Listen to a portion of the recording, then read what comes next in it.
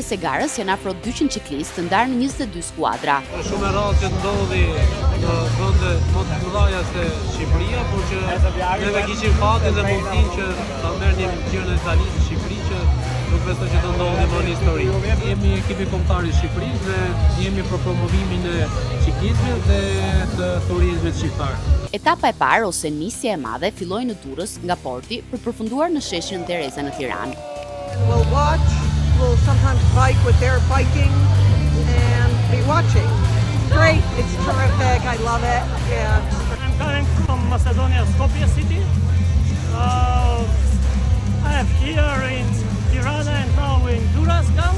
I would like to race, but it's impossible. They are too fast. You've gone Oklahoma. We're following the race, the depart, and watching the circuit race at the end of this stage.